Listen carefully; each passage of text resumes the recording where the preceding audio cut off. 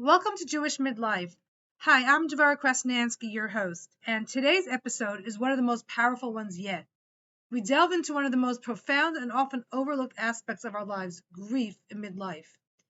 At every transition in life, we encounter a loss of what was as we move into the next phase, or some regret about things that we wish we did or that we didn't do. And this can bring about a deep sense of grief that, if not properly addressed, can turn into frustration and other difficult emotions. And midlife is one of those transitions. It's a time when so much is changing for us. So in this episode, I'm joined by the insightful Devori Nussbaum, who outlines and describes 3 essential steps of grieving.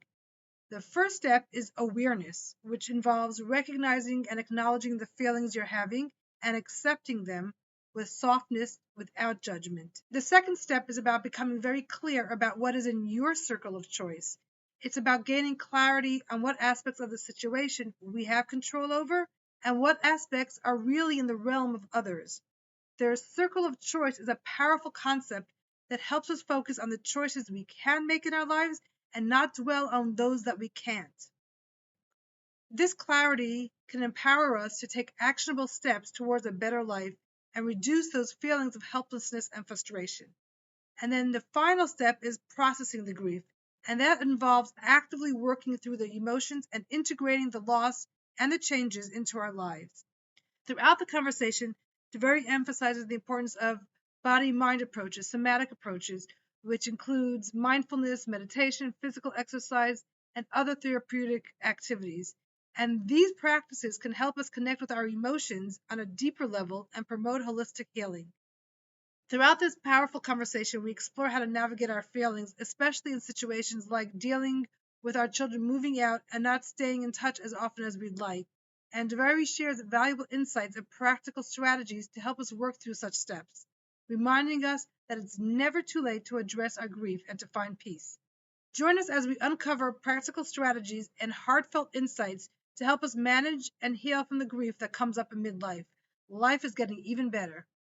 So, Devori, I'm really excited to be talking to you about this important topic about grief, midlife. There's so much to talk about because as we get to midlife, there's so much that we wish we could have done, didn't do, wish we didn't do.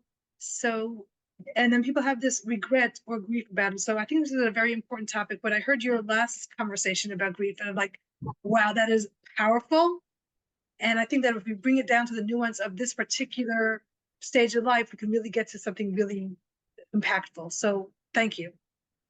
You're welcome.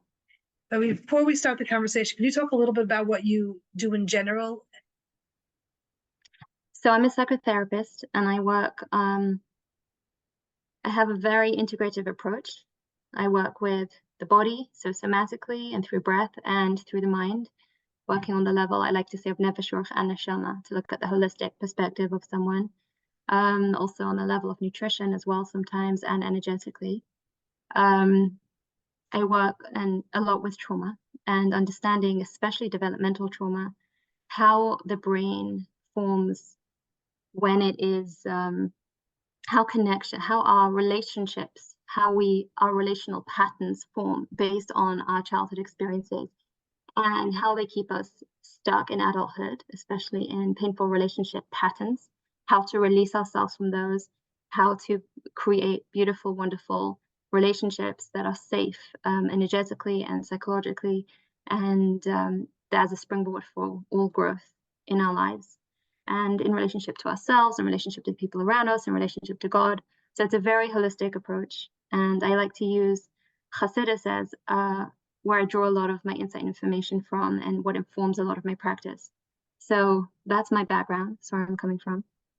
I so enjoyed listening to your podcast episodes, where I've heard from other places. So I'm really excited for this conversation. So let's talk about midlife. For some people, it's a wonderful stage of life. And I think that for some people, it's they look back on their life and they say, wow, I accomplished so much.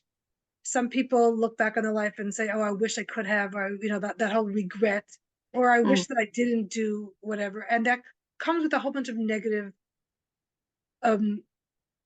thoughts and negative attitude, and just that whole negativity, when realizing that I have done half of my life already and I didn't do this, or I shouldn't have done that whatever it is, and how am I here now?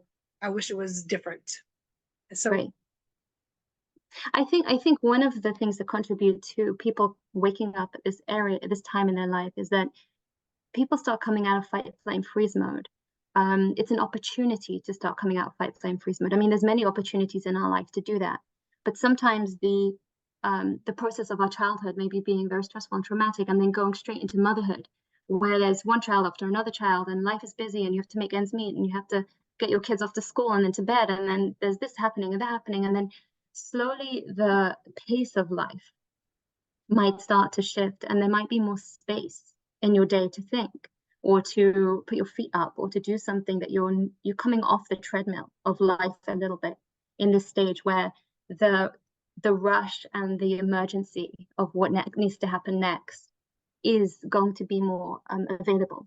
Like I said, everybody gets to this point in their lives at different places. This is one of the transition moments where it's possible. People often come to this place in transition moments in their life where things were a certain way and then it's just not working anymore. So something new comes in, whether it's any transition stage. It could be a marriage, it could be a child, it could be an illness, it could be anything.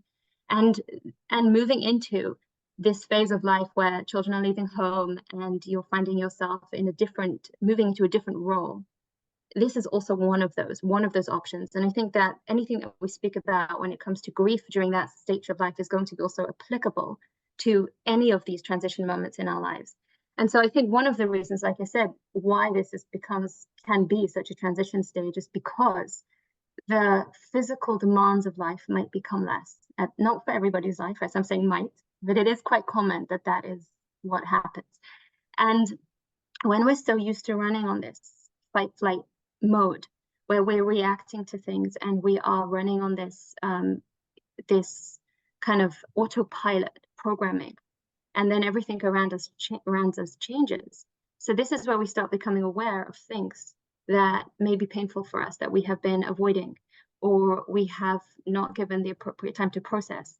And then we may become aware of the different painful experiences that we've had, or the grief that we haven't yet processed about things not being dreams that we had that are not being realized, or our life isn't the place we expect it to be. And these are real things that now we have space and time to sit with. The question is, what do I do with that? That would be, the question to ask, and the process. There's a deep process that is calling in this state of how do I now transition to the next phase of my life. So let's talk. How do we process it? What do we do? I know everything is a process, and there's no real exact beginning and no exact linear path. But let's talk about some of the elements, and if there is some sort of path, let's talk about that too. Okay, so there is a rough path, but then there's many different versions of what the details of that path can look like. And I think that the rough path is really important because it's a little bit like a map.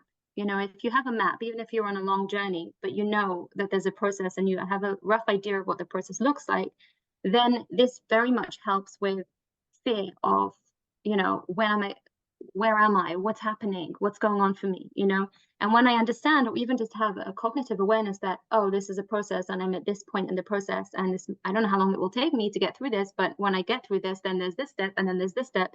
So there's some kind of, I would say, acceptance, maybe easier to understand, and less fear around what the process is in general, like just less fear about the process. So I would say that the first step in any kind of process is awareness, developing awareness around what's going on for me, and noticing and becoming aware of, what am I feeling? Where am I feeling it? What are these feelings? And what are the voices of these feelings? When I say what are the voices of these feelings, I mean, what are the belief systems or the judgments around these feelings? So, for example, I might start noticing that I'm feeling empty. And I need the awareness. The first step is to gain awareness around, what is this emptiness? And if this emptiness had a voice, what would it say? And I might notice that there is a sense of loneliness there, or a sense of loss there, or a sense of confusion there. And this is the first stage of awareness. It's where we start listening into our bodies. And without listening or hearing, there's no conversation. There is no conversation to be had. And the most important part about this type of listening into ourselves is to listen without judgment. one of the big fears and the big obstacles that come in the way of our growth is where we become aware of something with judgment. And that's what we would call self-consciousness versus self-awareness. Self-awareness is just the awareness with, oh, that's interesting. Well, self-consciousness is the awareness with, oh, that's a problem. Oh, well, that means this and this about me. Like I'm a problem or I'm an issue, right? Whereas, so really cultivating self-awareness, and cultivating self-awareness comes with beginning to cultivate a voice in our mind, which is curious and open and soft, in the sense that it's noticing and watching, let's say, a child doesn't call home for a week. What does that feel like for me? Where am I feeling that in my body? What are the subconscious messages that that are chatting in the back of my mind? Like, what do I feel it means about me? What do I feel it means about the child? What do I feel like it means about our relationship? What do I feel it means about my situation? What does it? And when we ask ourselves these questions with an open, curious mind, knowing that none of the answers are going to define who I am, none of them define me at all. They're just information about what my defense mechanisms are, how I protect myself. And the question is, what am I protecting myself from?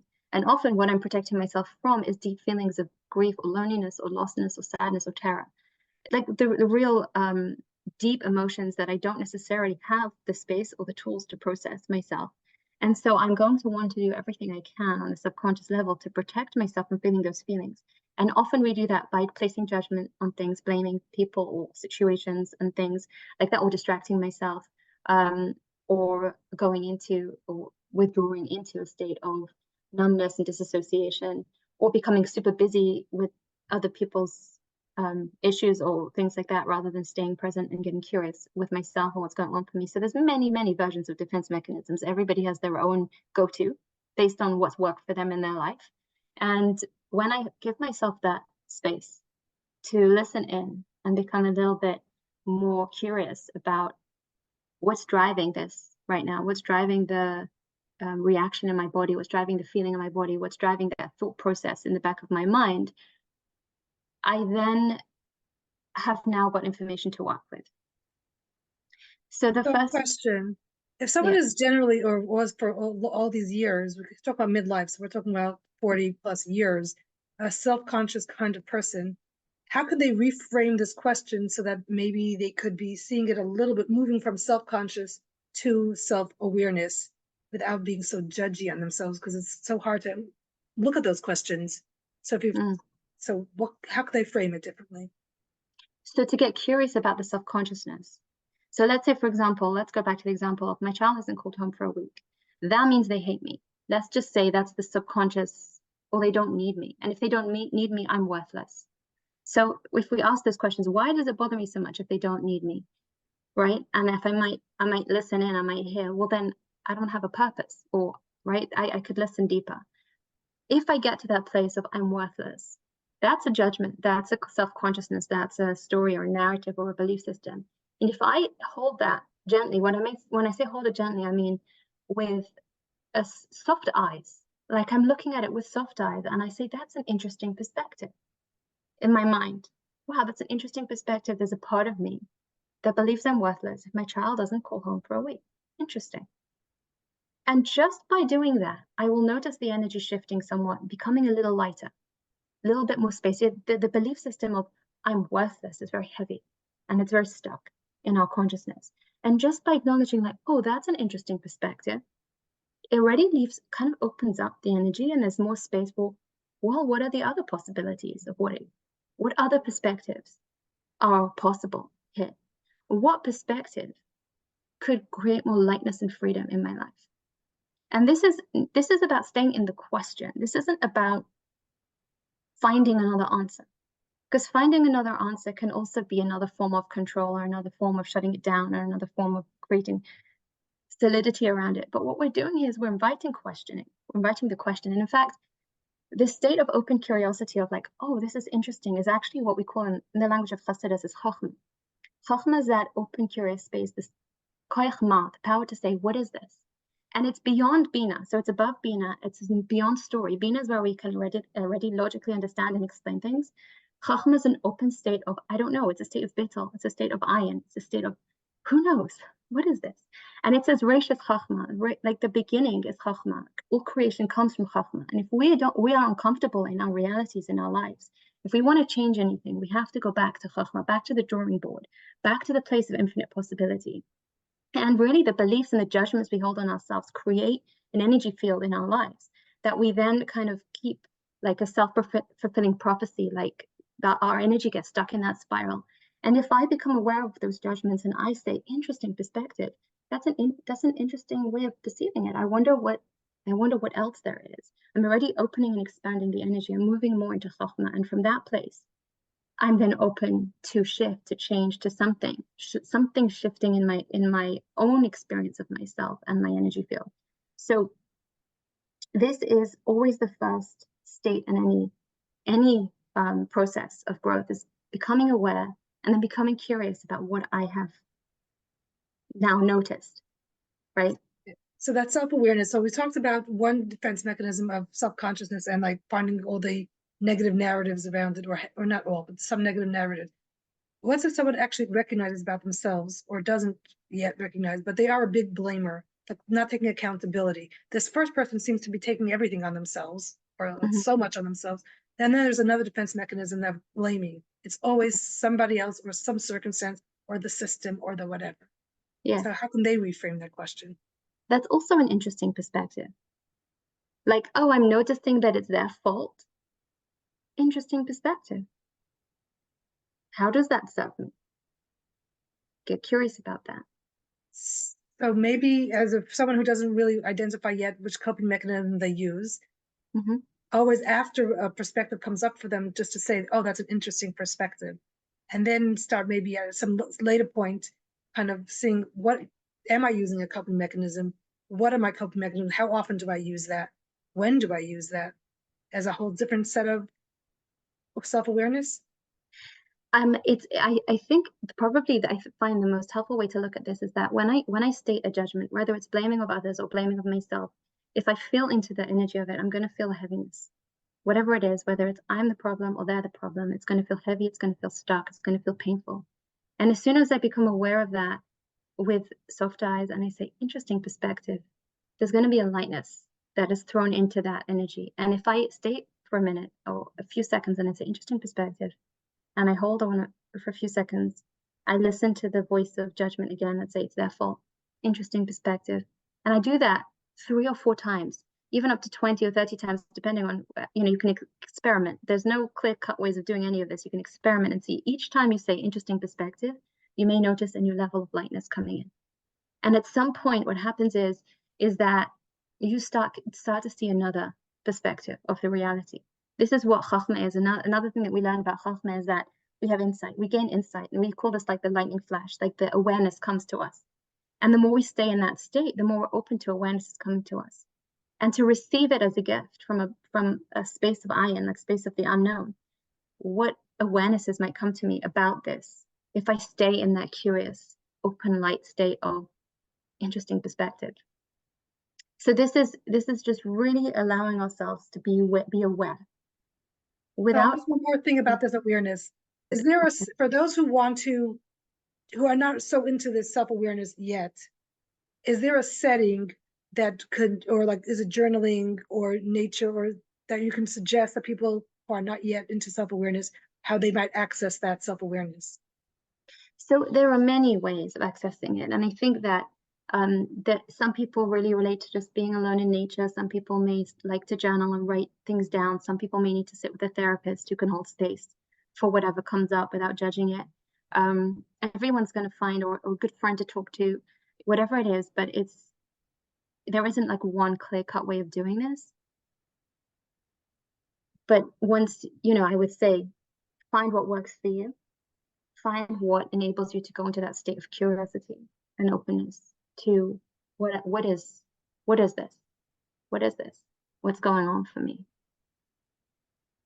Does alcohol work for some people? We shouldn't go that way.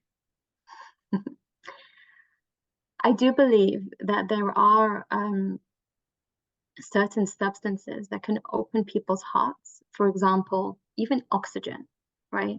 Even oxygen, even breathing deeper and moving, getting energy moving in the body. And you know, we do have in our tradition that like wine is one of those things that can open up the heart, but I think it needs to be also put into a context of being in a framework. You know, I think it was the traditional Hasidic Farbrengen. If you actually look, like read Likutei Devarim, and you look at what the Hasidic Farbrengen was, there was a very, very powerful brotherhood in that, in the sense that there was an emotional safety, a psychological safety. There was deep connection and love and affection amongst all of the people who were gathering together to drink the wine, right? Or to drink the alcohol, whatever it was. And together, the alcohol was a substance that just helped open up their hearts. But the processing that they did together during the Farbrengen was the medicine, right? And I think that we can create those spaces. I think a lot of women nowadays are going to retreats and actually creating retreats to create these kind of spaces. In fact, this is something that I do, and I am actually running a retreat in the next month. If anyone's interested, they are welcome to join. There's a few spaces left, but that was my original intention behind creating the retreats that I do, is to create open-hearted spaces for women to grow and connect together, and to create those connections that enable us to feel a sense of safety and bonding, that we can then open ourselves up and grow. There's so much competition and there's so much judgment in society, like especially amongst like women, like sisterhood, it's hard to find that place where we can just really like relax and let our guard down, and also hear people say things to us, like honest reflections, and not get defensive, right? We have to have a really deep flip of the wine or the alcohol is maybe we can hear a little bit easier.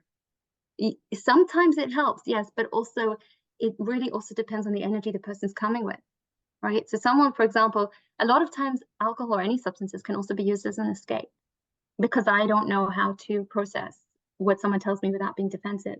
So I'm very, you know, careful. I don't think you need substances to open people's hearts at all.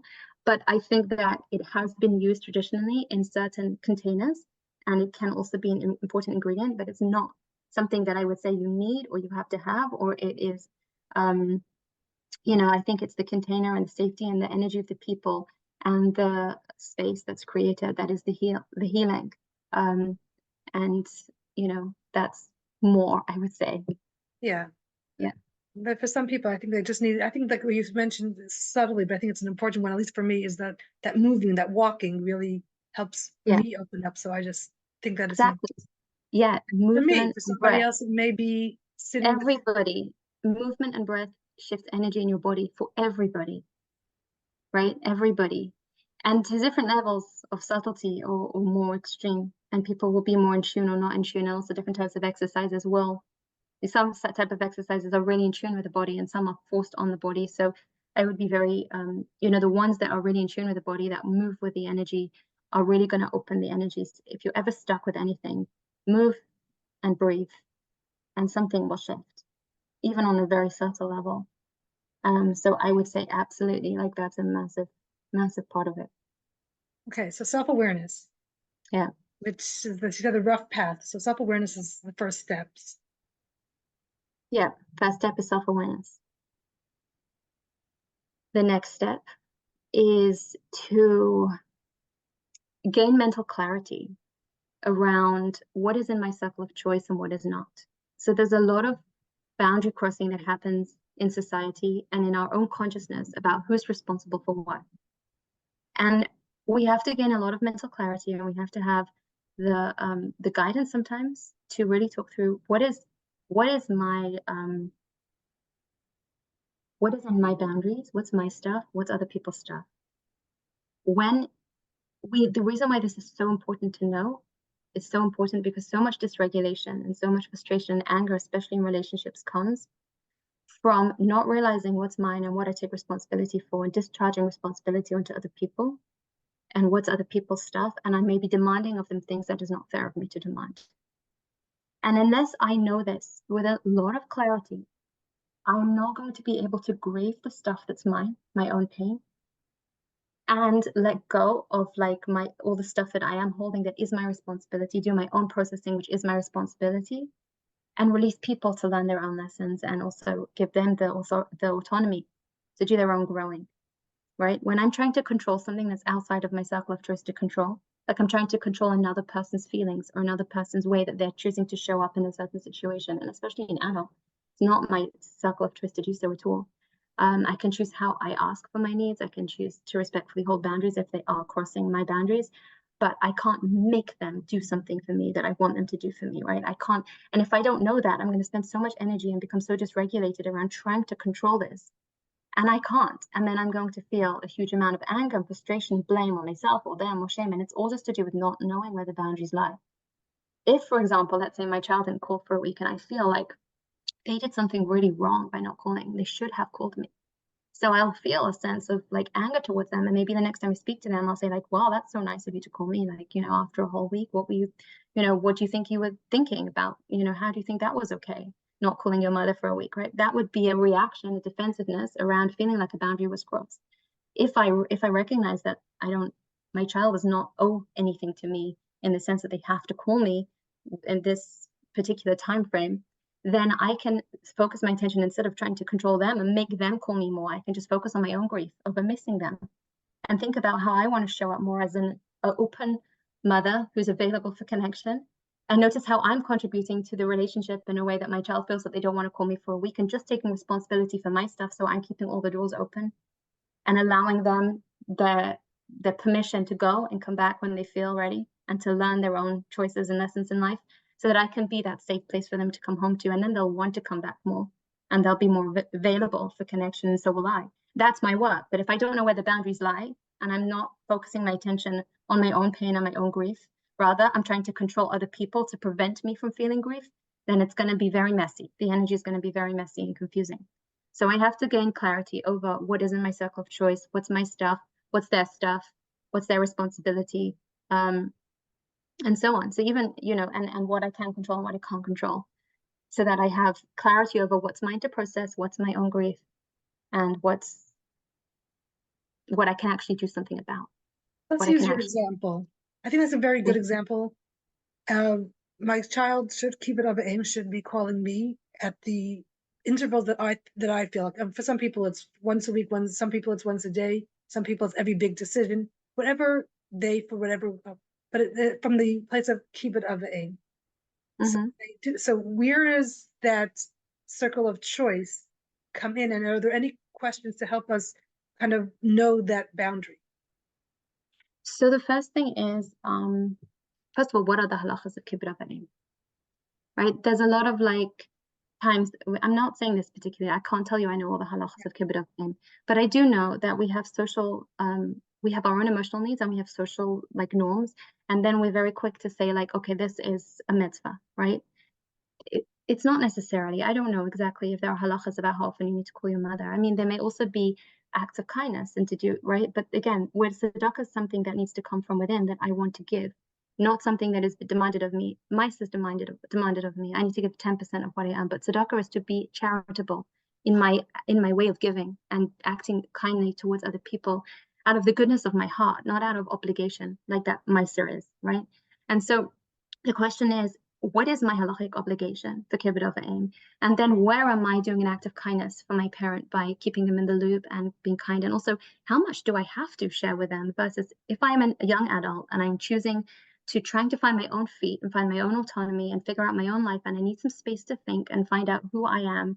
I may need some space to not be, let's say, being in touch with people in my childhood or for some time to find myself in order to come back. And the question is, how is that wrong? No, it's actually completely within the realm of healthy, normal, and so on. If I'm a parent who is very, very attached and feels very fearful when I don't hear from my children, this is my work to learn how to hold space for my own fear and recognize this is my own stuff, and so that I can become the more regulated and supportive around my child. Sure, go ahead, find yourself, and I'll be right here waiting with open arms when you come back. I love you so much. I want you to be the best version of yourself that you can be. And if you need some time to yourself to figure that out, I'm here to support that, right? That's the healthy position of a parent, to be the supportive. If you think about it from a very young child perspective, if your child is 2 years old, right, and they want to start walking, and if I'm the mother that says, I don't want you to fall over and hurt yourself, I need you to stay sitting on my lap, right? How am I supporting my child's growth? I'm not. I'm keeping them very safe, yes, but also very stuck. And ultimately, authentically, as a healthy parent, the thing we want the most, more than anything for our children, is for them to become the best versions of themselves, right? To become the most useful, light shining members of society that they could possibly be, right? And if my child is actually grown up, taking responsibility for themselves and shining their light in a way that they're inspired from the inside, not motivated from the outside. Motivated from the outside means I feel stuck inside, I feel dead inside, and I'm just doing stuff to please everyone. We don't want that for our children. We want our children to feel connected inside, inspired inside, and that the things that they're doing from a place of, because this is who I am, right? And we want them to shine their light. And sometimes there's a journey they need to go through to get there. There's a journey they need to go through where they do fall over and they pick themselves up, and they fall over and pick themselves up. And as a parent, watching that can be terrifying for me. It can be terrifying because my child just fell over and hurt themselves, and I want to go and rescue them, and I want to go and save them, and I want to go and tell them, I told you so. I told you to play it safe. I told you not to do it, because I'm afraid of their own process. And as a parent, if I want to be really, really supportive and helpful to my children, to be that listening ear, to be that safe space in that home for them to come back to be that place where that 2-year-old comes running back and saying, Mommy, I fell over, and you just give them a hug and say, oh, and you rub their knees, and then they run off again and fall over again and come back. Like, you want to be that safe space for them to come back. You don't want to say, okay, I told you would fall over. Don't start walking. It's a ridiculous thing to do. Stay. Would want to do that, right? And so putting it into an adult state now, so it's more terrifying because there's more at stake, right? You're just taking something bigger, and there's more, more to lose, I would say, but also more to gain. So it's an amazing opportunity to see your children coming into themselves and growing up into themselves, and ultimately that's what we want for them.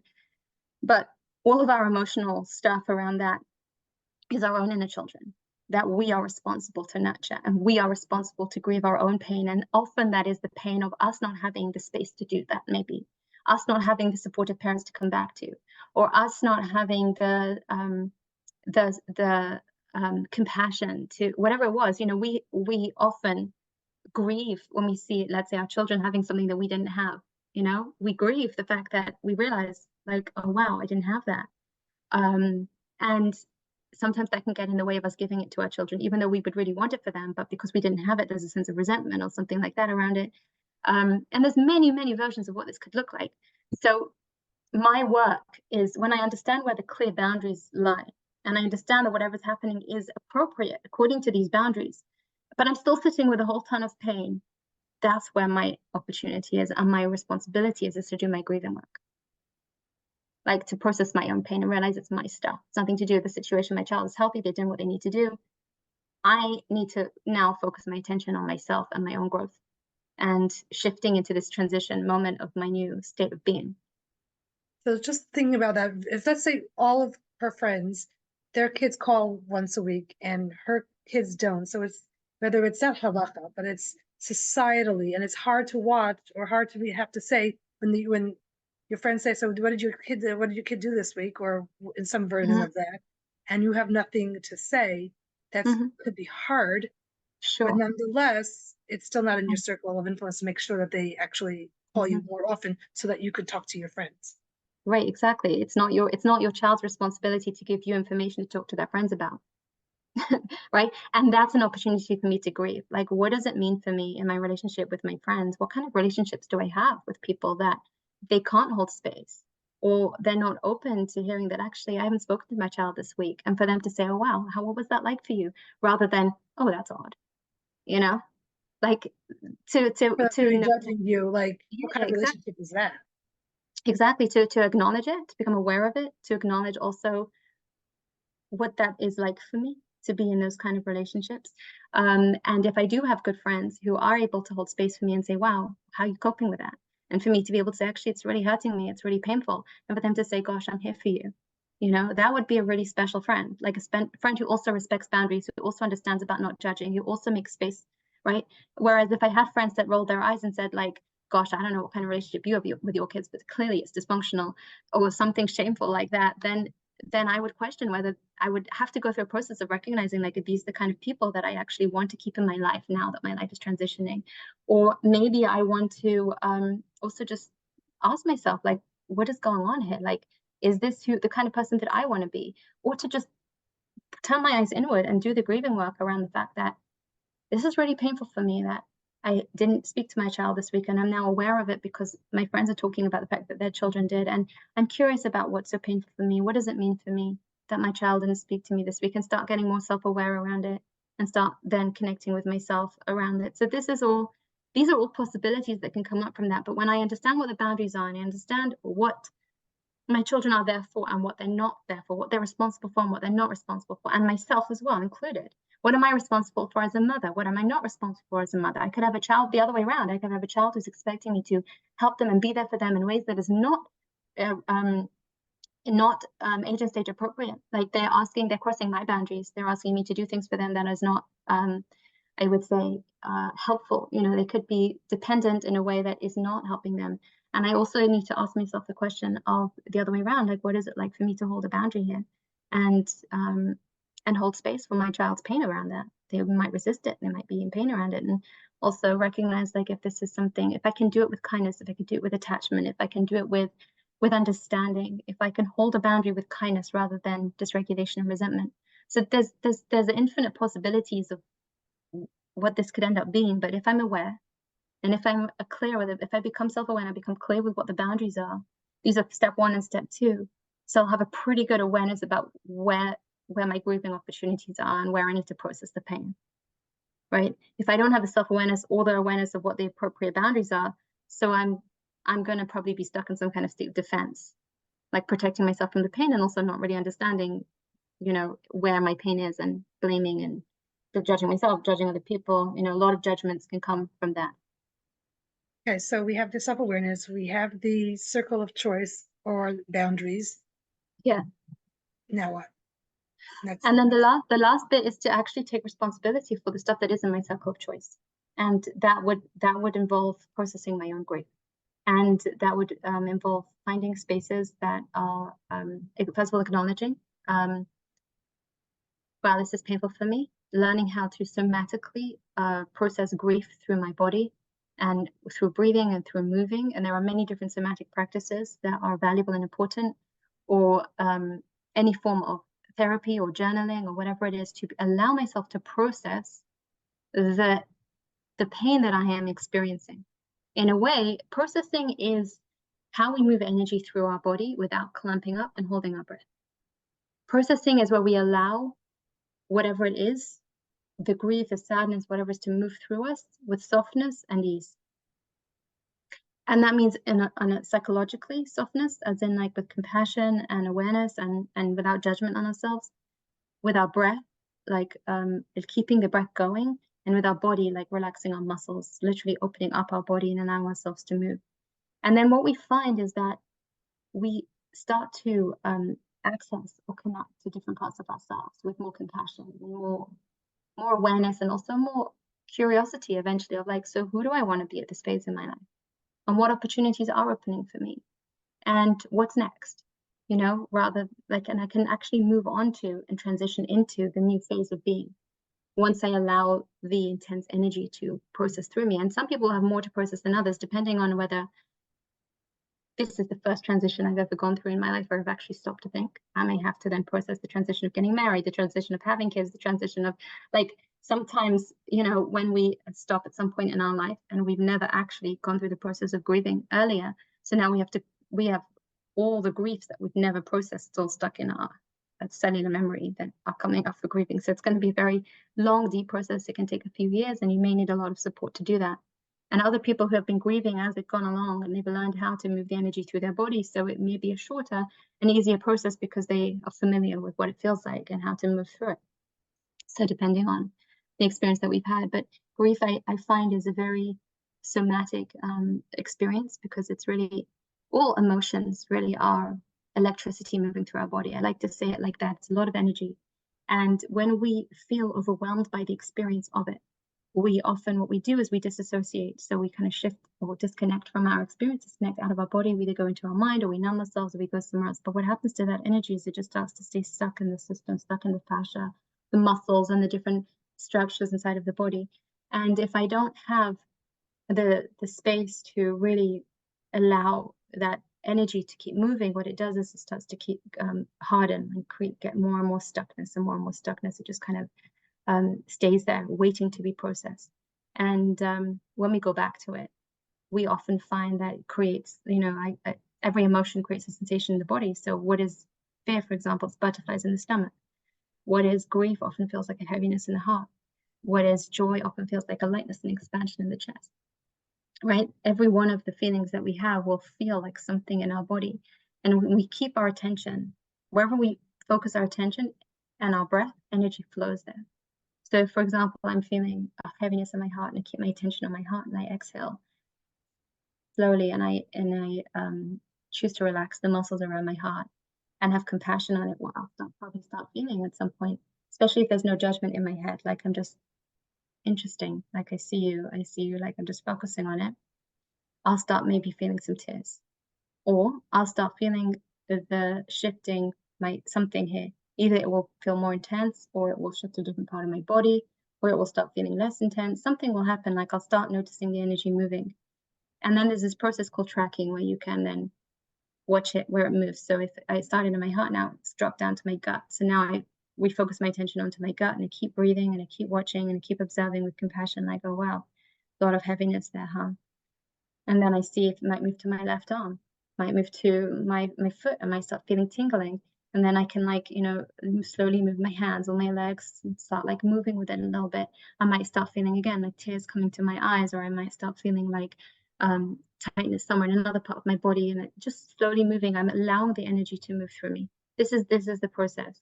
And especially when I have, like I said, the compassionate voices in my head of like, wow, yeah, this is really painful for me. Like I think the bottom line is I really wish ... Like, yeah, of course it hurts because I really wanted ... It's like I really wish that my child called me every week. I miss her. That's the truth of grief. But sometimes when we can't acknowledge that, we go to, she should call me. Why doesn't she call me? That's a defense, right? That's going to keep me stuck. That's going to keep me in that state of constriction. That's going to keep me hardened. And it's also going to keep me being aggressive and also, crossing my boundaries. Whereas if I acknowledge it and I say, yeah, you know what? I would love to speak to my daughter more often. What happens from that place is I can also think, well, how could I invite that more into my life? Maybe I could send her a message and say, I miss you, darling. I'd love to speak to you when you have a minute. I'm now inviting that. That's much more inviting than a mother sending an angry text message to a child, like, you didn't call me this week, like passive aggressive, right? So what we can do is once we grieve it, then we have more capacity to just be more open and soft and acknowledge, like. Something else that I was thinking two things when you were speaking. Some people, as they work through it, they're like, oh, I don't even need them in my life anyway. That's also a defense, by the way. Right. So I think that just acknowledging that that's not what grieving means, like working with the grief for our next step. And maybe that you can shut that down. Like, you know what? She doesn't want to be in my life. I don't need it. I'll be fine. And you hear the tone in that. Very defensive. Yes, exactly. And when she comes back, I'll be waiting for her or him. Yeah. Right. And that's not really dealing with it. Yeah, exactly. It stops us from having to process the pain of grief. And a lot of times we're actually so afraid of feeling emotions because we haven't realized that our nervous system is strong enough to process these electrical currents. And it's a little bit like the way I describe it to people is that emotions moving through the body is like a shower, right? It's just literally like energy moving through you. And what happens when it starts moving through us and we start feeling intensity, or whether it's terror or grief, and we start thinking like, oh no, and we start getting afraid of it because first of all, it feels uncomfortable to us. But second of all, we also think, does this mean I'm going to be stuck here forever? Does this mean, what does this mean about me? Does this mean I'm not coping with my life? We just don't know what it is. But if you look at it like, what I think for a lot of people is means that I have to make a change in my life and they're not quite ready for it. This could be that as well. And the way I like to describe it to people is like it's a contraction, right? It's a contraction. And what happens with contractions is that they get more intense in their way up, and then they peak, and then they start to release. And if you imagine that energy coming like terror, let's say a wave of terror coming through the body, it's literally like a wave. And if like a shower, it's like, and then it passes. If you don't fight it, if you say, wow, this is what terror feels like, huh? Feeling all this terror, and you notice where you're feeling it in your body, you're tracking it, like, oh, I feel it in my heart's rising to my neck. Oh, it's going from my neck down to my stomach. Oh, interesting. Now it's going down to my legs. Now I feel tingling in my hands. Interesting. That was a wave of terror. If I literally stay like that in my head, I'm tracking it and I'm observing it, it will move through me. If I feel it and then I judge it and I make it mean something about me and me about the other person and me about the situation, it can stay lingering and stuck like in the back of my consciousness for a very long time. And then I could spend a lot of time and energy trying to avoid facing it. And actually it gets in the way of me living. Say tracking, I use sort of like literally tracking it, like broadcasting, it made this stop, it made this stop, it made this stop. Yes, and you can say do it. nothing with it, just observe it as if you're observing the clouds for no real reason except for not to get enmeshed in it. Not as if it's important where it went to next and next and next. Yeah, yeah. It's because just observation to keep me in my head rather than to go with it. It's not important to remember where it went and why it went there. No, the important thing about tracking is I engage my prefrontal cortex when I become aware of where I'm feeling it in my body, rather than getting stuck in a narrative of what this means. Because your head is always busy, it's always going to be thinking something. And it could be, if I'm feeling fear and I'm not just, oh, this is fear and it's in this part of my body and I'm just creating that awareness. My brain is going to be engaged with all the thoughts that the fear would be thinking, like this is going to happen and the worst case scenarios and all that, and it just keeps going like this, right? So when I actually start becoming aware, I'm turning on my prefrontal cortex, which is actually going to start regulating my nervous system. Whereas if I don't become aware, I'm staying stuck in like my amygdala dysregulated fight flight response. So the awareness is one of the regulation techniques that turns on my nervous system. And then when I keep my awareness on tracking where I'm feeling things in my body as I'm feeling them in my body, and keeping that mind-body connection open and going and energy flowing to those places. So I'm actually what I'm doing is I'm doing an act of love for myself. I'm holding space for the experience to unravel itself.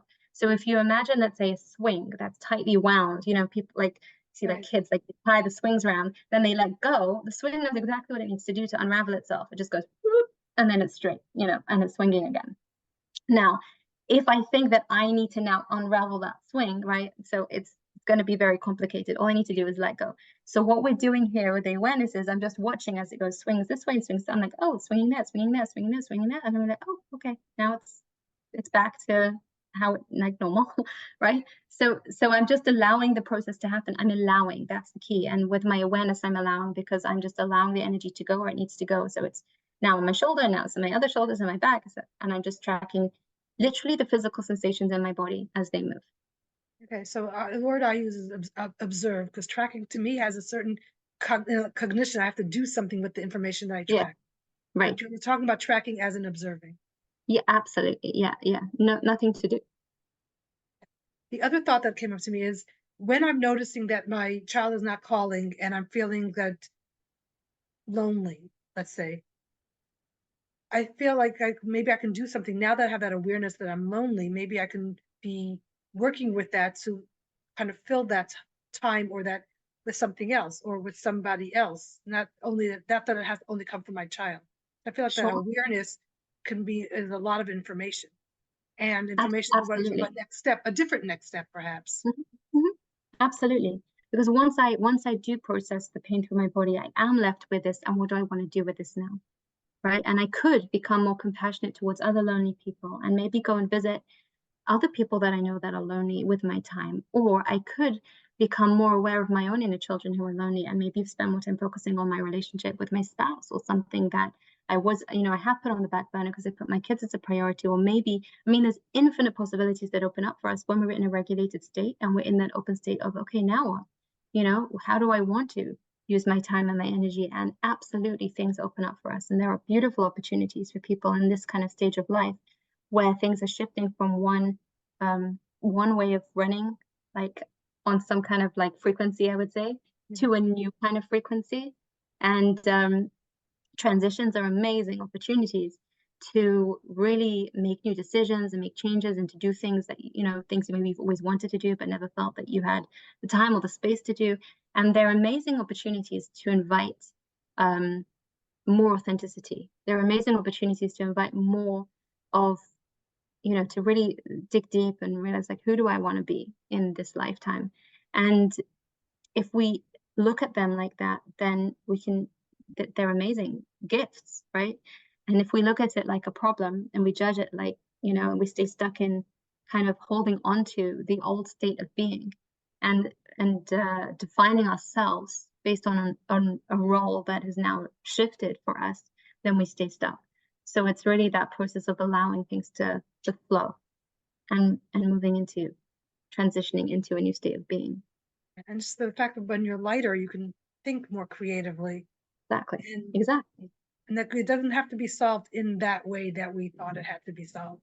Exactly. There's Which so probably many it ways. can't be because it's not Yeah, in our circle of control exactly. or choice. And I'm curious actually, when I said circle of control and I felt like, she said circle of choice. Is there a difference? So the question is, what does it mean to control? How are you defining the word control? How are you defining the word choice? Like we were saying before, like I use the word tracking, you use the words observing, and really we were saying the same thing, but there's different Right. like energies behind it depending on how I interpret that language, right? So I think it really depends on how we interpret language and what it means to us. I would say circle of choice because you're inviting yourself to actually seeing where your choices are. And our choices are usually quite, little steps. The things that we think that we can, like, there's a lot of things we realize we actually cannot control. We have no choice over at all. But they are very powerful. It's very powerful to bring ourselves into the state of actually, this isn't my choice, and to focus on doing those things. And I would say, what can we actually control? There are few things that we can control in life, really, very few things. And I would say even those things are not, I don't like to use the word control because I feel like it's a Hearing lot it, of tools to I help us. think I'm going to switch to choice. I'm Yeah. hearing that nuance because the way I interpreted control was always what's in my circle. Like what can I make choices about? But I just use the word control. But I like Yeah. the word choices. It's softer, and I think it's even more empowering. Right. The way Because I it's like see, small, yeah, like you said, smaller options. Doesn't have to be something I control, but right, I can make choices. And choices also means that not necessarily is it going to be right the first time. right. So Yeah, I like that better. great. Thank you. You're welcome. So I think that the whole idea of grieving is using it's painful and it could be long, like you said, and it could bring up something new you didn't even come in with and the first time around. But I think that in the end, if we go through it fully, we become the person we were meant to be in this stage. And there's so many opportunities. And I think that just looking at the pain as there's an opportunity here when I can unravel it, perhaps, but there's an opportunity for my next phase here. Yeah, yeah. And it's really the phase of becoming a queen, a matriarch, you know? It's a beautiful phase. I think matriarch has a lot of pressure. Well, it depends, again, how you define language and what you associate it Right. with, Like there is something very, very valuable. I think maybe societies like nowadays, maybe we don't value it so much as a society, but being like the elder, being the one that is wise from experience in life and is willing to share and connect with the younger generation and guide, and I think that there's a lot of beauty in that, and there's a very big need in our world for like real adults. When I say real adults, I mean there's a lot of adult children in adult bodies, right? But real adults are, I would say, are those who know how to, what's in their circle of choice, what's not. They keep their boundaries, like in the sense that they know, you know, um, they know how to regulate their nervous system. They also know how to think, and they know how to make space for, and they know how to connect in a way that then they can guide, right? Because that, again, this is a very big difference between connecting and influencing versus controlling others. And sometimes when we're young parents and when we don't necessarily know how to do that kind of connecting and guiding, we try and do a lot of controlling over our kids, and then we realize like that doesn't work. And then we can learn from that and become the grandparents who are a little wiser and can have an influence in a different kind of way. And there's so many beautiful opportunities that come with that if we choose to rise into that role. And yeah, there's a lot of beauty. I think that's like circle it back. Is that we come into a life or midlife thinking that, oh, I wish I did or I didn't do, but seeing that it was and working through those I wish or I hoped or I wonder, and becoming what can be. Yeah, But I don't think we can skip it. I right. mean, maybe small places we can skip it, but it doesn't really work. It doesn't bring out our best if we just go into another role without really working out who am I, what do I want from this, and what's next. Sure, that's the process of growth, is really assessing like what happened, becoming aware of what happened, and saying what is in my circle of choice and what do I want now, you know? Um, I think that it's never too late to model growth for our children. I think that every time we take a step in our own growth, we are retroactively helping our past and future generations. Because what we're modeling for our children is that there's no such thing as a perfect human being who doesn't make mistakes. But there is such thing as a human being who's stuck, and there's a human being who's growing. And I'm modeling you what growth looks like. And it doesn't matter what stage in my life I am. If I am still growing at the age of 50, 60, 70, 80 years old, and I'm still open to learning, and I'm still open to processing my own stuff, and I'm still open to becoming more and more emotionally available and connected, that is a very, very powerful impact, and retroactively can heal, all of the, what we quote unquote say mistakes. I would say mistakes because I don't believe there's really such thing as a mistake. There's a sikha where there's a footnote where the Rebbe said, talks about teshuvah is retroactive healing. Retroactive healing means that you can shift. He explains that if somebody heals, like according to like nature, there's like someone breaks their leg, so now you've fixed the leg, but there's still like a sign, a scar, as if it was there. Whereas retroactive healing, the process of teshuvah, it comes about that it's as if that wound wasn't there in the first place, as if the person wasn't sick at all, which means that the impact of it can be completely shifted. So let's say, for example, I parented in a way that I feel like, impacted my children psychologically or emotionally, and I feel a lot of guilt around that. And if I just take what's in my circle of choice is my own process of returning back to my authentic self, and I do my own work, and I let go of like they're on their own journey, they'll do their own work, but I do my own work, that will impact them like Wi-Fi and retroactively heal any of the childhood wounds that I inflicted out of not having a conscious awareness and choice of what I was doing or capacity at the time. And like the Rebbe said also about like if someone, let's say, is over menopause and they go to the mikvah one time, right? It impacts the child spiritually. That's why he was very into encouraging women who'd already gone through menopause to go to the mikvah that one time, because it spiritually retroactively transforms the child, even if they never went to mikvah when the child was conceived and throughout the child's like childhood, right? And if we think about this on a spiritual level, this is powerful work. This on the spiritual level, also our psychological world and our emotional world is also spiritual because it's our souls, right? The 10 spheres that make up our soul are three powers of the mind, 7 powers of the heart, like emotional states. And so when we shift what's going on in our consciousness, we also create a different environment around us, and we create different possibilities for our future generations. So it's never, ever too late, ever, to transform and to do the work now. It's never to like, let's say, oh, my kids have left home, I was a terrible mother, like that's it, I'm doomed. Like I don't believe in that. I don't buy into that at all. I think that we can always grow. We can always choose to do the work. And we are always helping our children and our parents and our grandparents when we choose to step up to the plate and do that. And on a somatic level, on an energetic level, psychological level, emotional level, spiritual level, on all levels. And so there's never such a thing as like, I'm a failure. I don't buy into that. I think that's a wonderful way to end this. It's such an important topic of really, Yeah. we can always do our next step until we can't, and then end of life and we can't. But exactly. I mean, I think it's so inspiring for younger people and for even people our age and even older than us, that people are making changes, big changes, small changes, or even changes for themselves. I think that even if you make changes for yourself, I think energetically you seem different. Yeah. It's wonderful for everyone else around Yeah. you. Absolutely. And you shift the energy of the space around you and the places that you go and the people that you connect to and the nature of your relationships on many, many, many levels. The healing is always possible, connection is always possible, transformation is always possible. It's never ever too late. And not even think that, oh, I should have done this earlier, because what's the point of thinking that way? I didn't know any better. I did the best I could with the tools I had in the scenario I was in, with the strength the capacity that I had, and all success is Hashem. So like this is exactly what was meant to be. And also it doesn't mean I have to stay there now, because I have the awareness now, I have the opportunity now to do some work now. The awareness came to me at this point.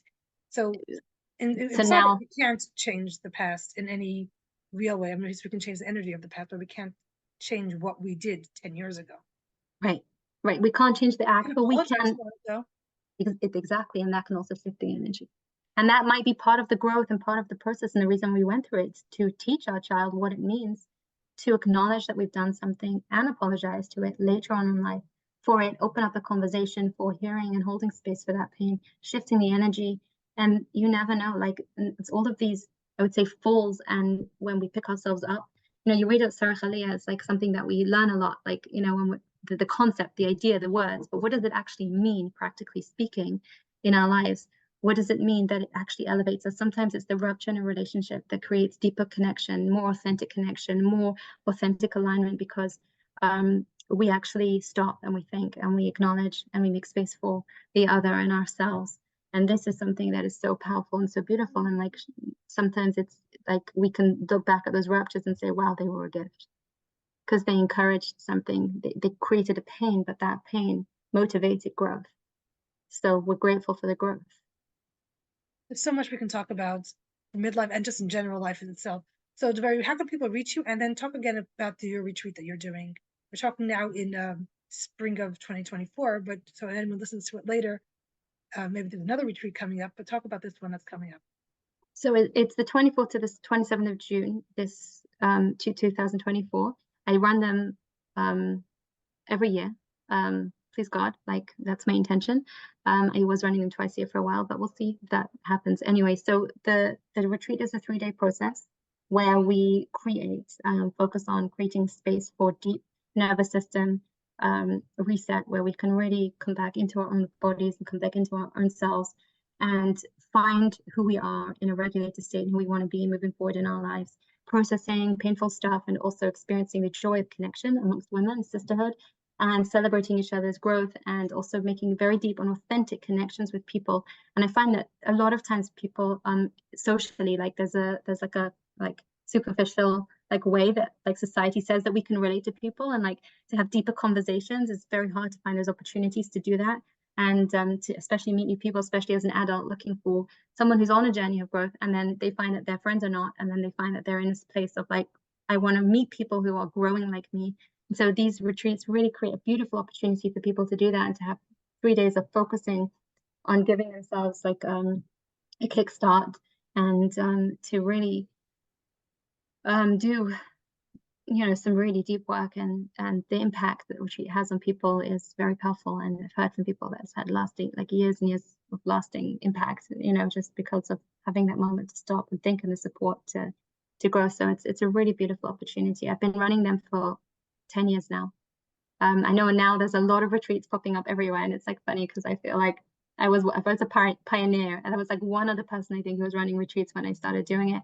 It was like a very random thing, but now it's like there's a lot of them out there. But how can someone reach you about the retreat or just in general? So the best way to reach me is my email address. It's devorinussbaum@gmail.com. That's DEVORINUSSBAUM@gmail.com. And we'll put it also in the show notes. So okay. Thank you so much. This is so enlightening. I think it's important to maybe listen a second time to get all the nuances. So thank you so much, Devori. You're welcome. Thank you for having me. Thank you for joining me in another fascinating conversation about midlife. If you'd like to reach me, Devora Krasnianski, to talk about your midlife or anything else, you can reach me at jewishmidlife@gmail.com. You can also find us on our website, jewishmidlife.com, and follow us on Jewish Midlife on Instagram or Facebook, and join our conversations in our Facebook group at facebook.com/groups/Jewish Women Talk About Midlife. And share what we're doing with your friends and others in the midlife phase.